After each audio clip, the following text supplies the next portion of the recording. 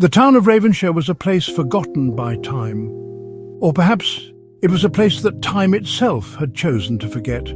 Nestled deep in a valley, shrouded by an ethereal mist, Ravenshire existed in a perpetual twilight.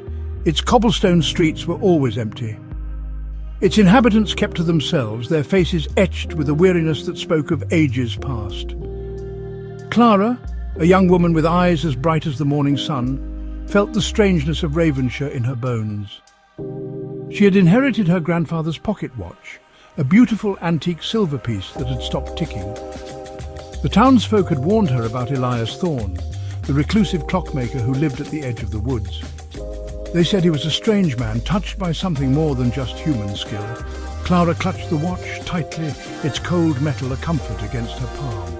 Desperation outweighed her fear. She needed the watch fixed. It was her only link to her grandfather's memory.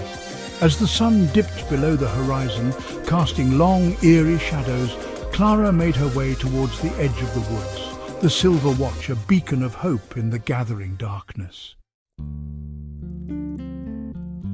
The forest seemed to press in on Clara, the trees like gnarled fingers reaching out to snatch her into the gloom. The air grew colder as she approached a dilapidated cottage. A single flickering candle illuminated a window, casting dancing shadows that seemed to writhe with a life of their own. Her heart pounded in her chest. She knocked hesitantly, the sound swallowed by the heavy silence of the woods. A moment later, the door creaked open, revealing a tall, gaunt figure. Elias Thorne's face was hidden in the shadows, but his eyes, burning with an unsettling intensity, held Clara captive. His voice, when he spoke, was a low rasp, like dry leaves rustling in the wind. "You have something of mine." Clara stepped back, startled. I need a watch repaired," she stammered, holding out the timepiece. Elias took the watch, his touch surprisingly gentle. He held it up, examining it with an almost reverent air. The flickering candlelight danced across his face, revealing sharp cheekbones and eyes that seemed to hold ancient secrets. "This is no ordinary watch," he murmured, his voice barely a whisper. He led Clara inside, his workshop a chaotic symphony of ticking clocks, scattered tools, and the faint scent of oil and dust. He worked in silence, his long, nimble fingers moving with a precision that bordered on the supernatural. Clara watched, mesmerized, as he disassembled the watch, revealing its intricate workings. He pointed to a tiny, almost invisible gear, nestled deep within the watch's heart. "This," he said, his voice hushed, "is what makes this watch special. This is what controls time." Clara stared at the gear, her breath catching in her throat. "Control time?" she echoed, her voice filled with disbelief. Elias nodded, his eyes never leaving the watch. "This watch," he explained, "allows you to revisit the past, to change it if you so choose." A wave of dizziness washed over Clara. The air crackled with possibilities, both terrifying and exhilarating. Images flashed through her mind. Her grandfather, his face creased with laughter, the day he died, his hand reaching for hers, growing cold in her grasp. "But," Elias continued, his voice a low warning, "time is a fickle mistress. Tampering with her threads can have unforeseen consequences." Clara spent the next few days in a haze of confusion and temptation. The watch, now repaired and ticking steadily in her pocket, felt heavy, a tangible reminder of the power it held. She could go back, she could save her grandfather. The thought consumed her, a burning desire that threatened to overpower her reason. But Elias's words echoed in her mind, a stark reminder of the potential chaos she held in her hands. Was it her place to rewrite the past, to unravel the delicate tapestry of time? Could she live with the unforeseen consequences, the ripples of her actions spreading outwards, touching countless lives? The weight of the decision pressed down on her, heavy and suffocating. Sleep offered no escape. Clara was haunted by dreams, her grandfather's laughter echoing in her ears one moment, only to be replaced by the chilling silence of the hospital room the next. She would wake up with a gasp, the line between dream and reality blurred, her heart aching with a grief that time had not been able to heal.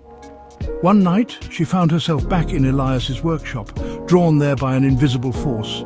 He seemed to be expecting her. The past, he said, his voice filled with understanding, is a seductive trap. It beckons us with promises of what might have been, but it is a dangerous game to play. His words, spoken with the wisdom of someone who had witnessed the ravages of time, resonated deep within Clara's soul. She knew what she had to do. Clara stood at her grandfather's grave, the silver watch cold in her hand. The inscription on the headstone seemed to mock her. Beloved grandfather, gone too soon. Tears streamed down her face as she fought against the urge to turn back time, to have one more day, one more hour, one more minute with the man who had shaped her life. But she knew now that some wounds were meant to be carried, that the past, however painful, had shaped her into the person she was today. To change it would be to erase a part of herself, to deny the bittersweet symphony of life and loss that made her human. With a heavy heart, she set the watch on the grave, a final act of surrender. The sun broke through the clouds at that moment, bathing the cemetery in a warm, golden light. Clara left Ravenshire the next day.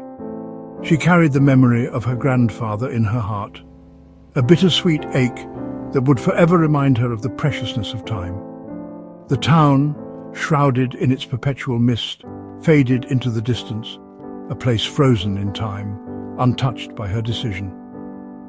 As the years passed, the sharp edges of her grief softened, replaced by a quiet acceptance. She built a life filled with love and laughter, her grandfather's memory a guiding star, reminding her to cherish every fleeting moment. The watch, left behind on a weathered headstone, became a symbol of her choice, a testament to the power of letting go. Back in Ravenshire, time continued its relentless march, yet the town remained unchanged. Elias Thorne, the keeper of time's secrets, continued his solitary work, repairing broken clocks and mending fractured moments in the lives of those brave enough to seek him out. He never spoke of Clara or the silver watch, but sometimes, when the wind whispered through the trees, he could almost hear the faint ticking of a clock, a reminder that some choices once made echoed through eternity. And so, Ravenshire slept, cradled in the palm of time, its secrets safe with the clockmaker and the young woman who had learned that some moments, though painful, were too precious to erase.